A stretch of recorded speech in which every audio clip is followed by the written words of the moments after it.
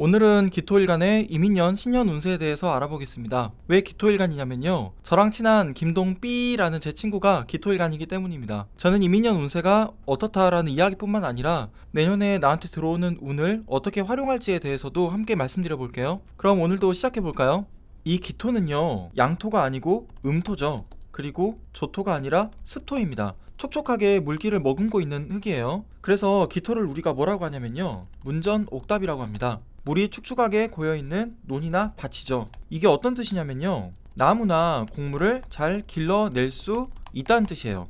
우리가 토를 환절기라고 하잖아요. 간절기라고도 하고요. 계절과 계절 사이를 중재하는 기운이죠. 그래서 이 기토일간 분들이 대체적으로 침착하고요, 차분하고 대인관계도 원만하고요, 그리고 내면이 안정적인 분들이 많습니다.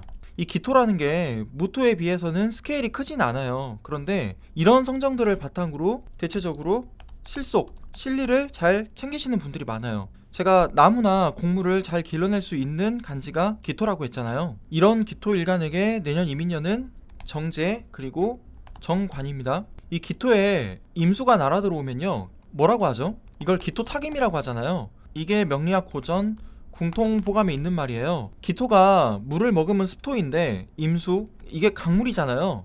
이 강물이 확 들어오면 논밭이 휩쓸려서 물이 탁해진다, 이런 뜻이거든요. 원래는 기토 타김이라고 했을 때 주어가 기토가 아니고요, 임수입니다. 기토일간 입장에서 임수라고 하는 강물이 들어오면 물이 확 많아져가지고 뻘밭이 된다는 뜻으로도 해석이 되기는 해요. 그렇다 보니까 많은 분들이 이렇게 물어보시죠. 내가 기토일간인데 임수가 와서 기토 타김이 되면 안 좋은 거 아닌가요? 아니요, 그렇지 않습니다. 사주에서요, 무조건 좋고 안 좋고 이런 건 없어요. 기토 타김의 부정성이 드러날 때가 있어요. 언제일까요? 당연히 수가 들어오는데 내 사주에도 원래 수가 왕할 때, 이때는 안 좋겠죠. 이것도 여러 가지가 있는데요, 내 사주에 조토인 무토나 미토나 술토들이 많이 있거나, 두 번째, 병화, 정화, 사화, 오화 같은 화가 많거나 하면 어떻겠어요?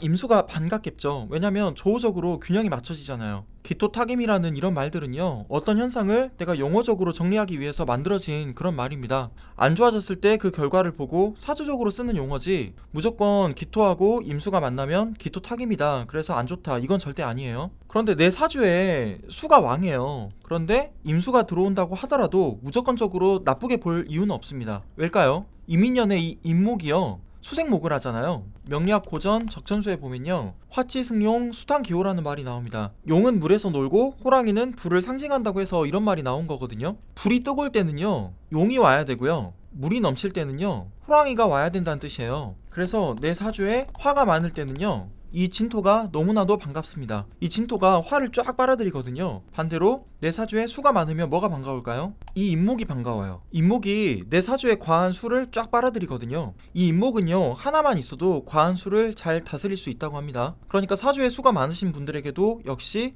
이 임목이 반갑겠죠. 어쨌든 내 사주에 수가 많아도 내년 이민년에 임목이 들어오니까 너무 부정적으로 바라볼 필요는 없다, 이런 뜻이었습니다. 반대로 수생목을 한다는 거는요, 내년의 기운이 이 임목, 정관에 집중된다는 것을 뜻하기도 해요. 일단 명리 공부를 할 때요, 우리가 무조건 좋다, 무조건 안 좋다, 이런 관점하고 편견은 버리고 내년 이민년의 운세를 한번 살펴보자고요. 이 정제가요, 식신과 함께 대표적인 길신이잖아요. 길신. 근데 정관도요, 길신입니다. 이게 길신이 위아래 세트로 들어왔네요. 정제라고 하면 우리가 보통 재물, 돈을 생각을 해요. 틀린 말은 아닙니다. 그런데 정확하게는 이게 현실 감각이에요. 현실감이 높아지는 거예요. 그래서 내가 똑같이 돈을 번다고 하더라도 어떤 돈을 버는 거죠? 어떤 수입을 만들어내냐면요, 고정적이고 질서 있고 예측 가능한, 그리고 기대 가능한 안정적인 수입이나 활동을 뜻하는 거예요. 왜냐, 내가 일을 하더라도 계획성 있게 할 수 있거든요. 그러니까 실속이 높아지는 거죠. 그런데 아까 제가 뭐라 그랬죠? 기토일간들이 다른 일간들에 비해서 실속을 잘 챙긴다고 했죠? 이런 기토일간에게 정제가 들어오네요. 기토일간들은 내년 이 정제가 정말 반가울 것 같아요. 임수가요. 그리고 덧붙여서 내 사주에 정제가 잘 발달해 있으면요, 이게 일머리가 좋아집니다. 왜냐면 일을 하더라도 계획을 세워서 하고 안정적으로 결실을 맺으면서 하거든요. 정제하고 대비되는 게 편제가 있잖아요. 편제 같은 경우는 좀 모험심이 강해져요. 그래서 과한 투자를 한다거나 뭐 일확천금을 노린 몰빵을 한다거나 뭐 도박을 할 수도 있거든요. 그런데 정제는 이런 걸 잘 하진 않습니다. 어쨌든 이 정제가 일을 하더라도 계획을 세워서 안정적으로 하다 보니까 사업을 하더라도 유리하고요. 그래서 정제적인 분들이 사장이면요, 사업체를 되게 안정적으로 갖고 나가세요. 내년에는 기토 일간들에게 정제하고 정관이 한꺼번에 오는데 이게 어떤 거죠? 재생관이잖아요. 재생관. 그런데 아름다운 재생관입니다. 기토 일간에게 이민년은 재생관으로 아름답게 연결이 되는 해예요. 잠깐 복습을 해볼까요? 비겁하고 식상이 같이 들어와요. 세운으로요. 그러면 이건 어떤 거죠? 개인 활동이에요. 내가 뭐 취미나 뭐 능력을 개발한다거나 아니면 재주, 재능에 대한 뭐 업그레이드를 뜻할 수도 있겠네요. 식상하고요. 재성이 들어오면요, 이건 나의 활동입니다. 정확히 말하면 돈을 버는 거죠. 그러면 재성하고 관성이 들어오면요, 이게 진정한 사회활동이에요. 사회활동. 정확히 말하면 내가 어른으로서 나의 활동 범위를 더 넓게 키우는 겁니다. 사회적인 나를 만들어가는 활동이 되기도 해요. 그래서 심지어 나의 기구신이 재성하고 관성이라고 하더라도 내 사주에 재성하고 관성이 넘쳐서 운 때 재성과 관성이 강해져가지고 이게 부정적으로 작용할 여지가 크다고 하더라도 우리가 어른으로서 누구나 사회생활을 해야 되는 거잖아요. 그게 재성하고 관성을 어른이라면 누구나 추구하면서 살아야 된다는 뜻이거든요. 자, 이런 재생관이 아름답게 흐르면 어떻게 될까요? 내가 했던 일들의 성과를 통해서 조직 내에서 인정받고요. 그러니까 이게 승진이 된다거나 뭐 이름을 알리는 명예를 얻는다는 거죠. 참고로 그냥 관성만 들어오는 것보다는요, 정제하고 정관이 같이 들어올 때 이때가 승진이 좀 잘 되기는 해요. 그리고 만약에 내가 사업하는 사람이라고 하면요, 손님들에게도 인정받고, 그러니까 단골을 만들어 나간다는 거죠. 나의 삶, 나의 기반, 나의 사업체, 내 생활을 어때요? 더 안정적으로 가져가는 것을 뜻합니다. 그러니까 경제적인 기반을 다지는 거예요. 안정적인 발전, 아니면 뭐 평온한 삶의 기반을 다져가는 거, 이런 활동들이 되겠습니다. 정제에 대해서는 설명을 드렸는데 이번에는 잠깐 정관에 대해서 설명을 드려볼게요. 정관 다 아시죠? 규칙, 규범, 질서, 틀, 제도, 준법, 정신, 가치관, 이데올로기. 그러니까 남자에게는 뭘 뜻하죠? 안정적인 결혼생활, 그리고 자녀도 뜻하긴 하겠네요. 이게 정확히 말하면 자녀 뭐 2세 계획하시는 분들 있잖아요. 식상하고 같이 관하고 짝을 지어야 되긴 하는데 재생관으로 연결이 될 때 2세를 계획하시는 분들에게도 자녀운이 좀 높아진다고 봐도 돼요. 그리고 여성에게는요, 안정적인 배우자죠. 연인도 해당이 되고요. 공통적으로는 직장에서의 선배나 상사도 해당이 되겠습니다. 그러니까 이게 재생관, 정제하고 정관으로 자연스럽게 생겨지니까 정관의 긍정성이 당연히 커지는 해가 되는 거죠. 그래서 우리가 오해하면 안 되는 게 있어요. 뭐냐면 재성이 들어온다. 와, 그러면 나 돈 들어오네. 뭐 관성이 들어온다. 정관이라고 할게요. 정관이 들어온다. 이 재성하고 정관이 연결이 되니까 와, 나 승진한다, 이렇게 생각하시는 분들도 있는데 이거는 본인이 어떤 일을 어떻게 했는지에 따라서 좀 다릅니다. 예를 들면 정제가 들어올 때 돈이 들어온다, 이거보다는요, 내가 돈을 모은다, 이게 정확한 표현이에요. 그러니까 예를 들면 적금을 넣거나, 실은 이때 저축을 하면 돈이 진짜 잘 모이거든요. 제가 뭐라고 그랬죠? 현실 감각이라 그랬잖아요. 그리고 편제가 들어오면요, 와, 나 횡재한다, 뭐 큰 돈 들어온다, 이렇게 보시는 분도 있는데 꼭 그렇진 않고요. 재물에 대한 변동폭이 커지는 겁니다. 일확천금을 노리는 투기적인 마인드가 커질 수도 있고요. 그러니까 사주는요, 나한테 들어오는 운을 내가 어떻게 쓰면 유리할지를 살피는 학문이에요. 그러니까 내가 예를 들어서 일도 안 하고 집에서 쉬고 있는데 돈이 들어올까요? 감나무 밑에서 입 벌리고 있다고 해서 감이 떨어지는 건 아니잖아요. 이게 기토 일간들이 정제하고 정관으로 연결된다고 해서 모두에게 좋은 건 아닙니다. 제가 상담을 할 때도 최소 3년에서 5년 정도의 과거를 봐요. 그리고 앞으로의 운도 보고요. 그래서 과거에 어떻게 활동을 했는지 그 스토리를 쭉 봐야 되거든요. 기토일간에게 사회적인 성취를 의미하는 수재성은요, 지지로 해자축이잖아요. 수재성이니까요. 숙토는 또 수를 머금고 있는 토죠. 기해년, 경자년, 신축년이에요. 그러니까 수의 방향이 기해, 경자, 신축으로 지지가 흐른다는 거죠. 그런데 중요한 거는요, 이 무술년 겁재예요. 겁재. 보통 겁재가 들어오면 이거니까 겁재 코드를 보셔야 되는데, 금전소모, 군겁쟁제죠. 그리고 재탈이라고 하기도 하고 탈재라고 하기도 하고요. 금전 획득을 위한 도전, 자기 사업을 시작하는 그런 해가 되기도 합니다. 이게 주체성이 높아지거든요. 특히 겁재, 그리고 자신감을 뜻하기도 하죠. 그러니까 대다수 겁재운이 들어올 때 사업을 하려고 마음먹었던 분들은 겁재년에 시작하는 경우가 좀 많아요. 경쟁 코드가 들어오는 거거든요. 내가 이걸 해도 잘 될 것 같고. 그래서 혹시라도 이거 2018년 무술년 때 독립을 해서 자기 일을 시작하셨던 기토일간 분들 있죠. 근데 만약에 이런 분들이 코로나 이 시국에서도 열심히 그때 시작했던 사업을 계속 이어오셨다면 그동안 이 기토라고 하는 논밭에 길러왔던 곡물들 있잖아요. 이거를 추수할 수도 있는 해가 이민년이 될 수도 있겠다라고 저는 봅니다. 사실 이렇게 곡물들을 추수하려면, 그러니까 결실을 맺으려면요, 이게 재생관이 긍정적으로 드러나는 거거든요. 이렇게 되려면 몇 가지 조건들이 있어요. 첫 번째, 내 사주에 토가 많아서 신강하거나, 두 번째, 화인성의 생조를 잘 받고 있거나, 세 번째, 이거는 1, 2번이 충족되어 있다는 가정하에 드리는 말씀입니다. 식상이 잘 발달되어 있거나.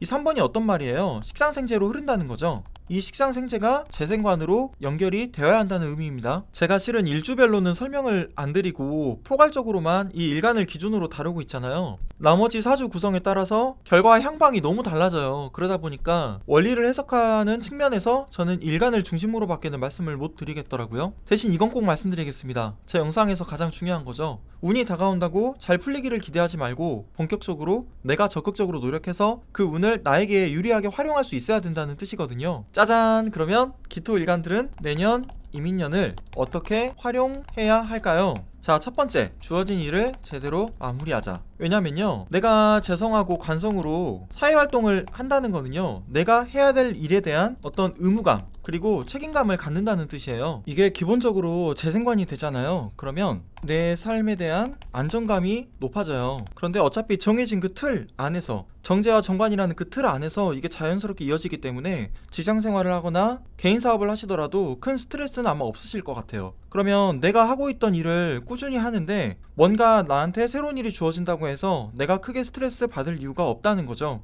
대신에 내게 그 주어진 일을 안정적으로 제대로 한번 마무리를 해보시면 어떨까 싶네요. 그러면 내가 내년 이민년에 하는 일들이요, 더 주목받고 성과도 크게 날 확률이 높아지거든요. 그러면 이민년이라는 이 해가 나에게는 성장의 발판이 되는, 사람들에게 인정받는 그런 계기가 되는 한 해가 될 수도 있을 것 같아요. 제가 아까 말씀드렸듯이 절대 감나무 밑에서 입 벌리고 감이 떨어지길 기다린다고 해서 감이 떨어지는 건 절대 아닙니다. 기토일간인 분들이 돈이나 현실적인 소득이나 이런 성취 같은 걸 얻으려면요, 일에 대한 마무리를 잘 하셔야 돼요.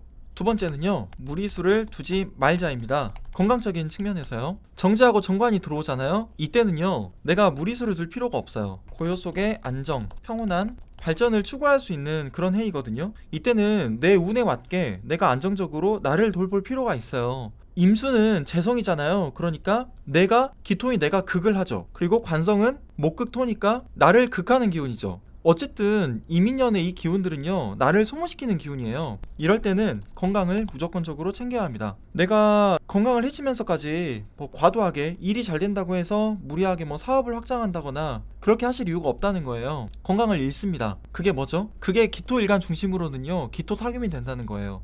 기토타김. 내가 임수라고 하는 이 재물을 너무 무리하게 추구하다가 기토라고 하는 이 농과 밭이 휩쓸려 가는 거죠. 건강을 잃는다는 거예요. 그래서 내게 주어진 운에 맞게 정제, 정관적인 활동을 해야지, 내가 편제나 편관적인 활동을 하면 당연히 건강을 잃을 수도 있겠죠. 그래서 건강을 추구하는 가운데 안정적인 발전을 추구하시면 좋겠습니다. 세 번째, 이게 가장 중요한데요, 사회생활을 두려워하지 말자입니다. 이게 아마 무슨 말인가 싶으실 거예요. 이 세 번째 이야기가 키포인트인데 이건 너무나 당연한 이야기거든요. 좀 부끄러운데 제가 대학 생활을 할 때 20년도 전이죠. 그때는 사람들 만나는 것도 좀 꺼려하고 상처받는 게 싫어서 혼자서 일을 하고 싶었던 적이 있었어요. 그래서 잠수 타고 혼자 집에서 소설 쓰고 그걸 써서 작가가 되고 은둔형 외톨이이지만 독립적인 인간으로 그렇게 살아가고 싶었거든요. 그런데 제가 회사 생활을 한 10년 넘게 하면서요, 그때 내가 참 어리석었구나 그런 생각을 좀 많이 하게 됩니다. 그러니까 우리는 누구나 다른 사람들하고 관계를 맺으면서 살아가고 있잖아요. 그렇게 할 수 있어야 이게 어른인 거죠. 만약에 기토 일간인 분들 중에 요 몇 년 사이에 취직이 잘 안 된다거나 아니면 사회생활하는 분들 가운데 사람들 때문에 아니면 직장에서 인간관계 같은 것들 때문에 상처받아서 웅크려 계시는 분들이 있을 수도 있겠더라고요. 그런데 정제하고 정관이 들어오는 해는요, 아까 말씀드렸죠, 큰 스트레스 없이 내가 사회적으로 나아가기 참 용이한 환경이 펼쳐집니다.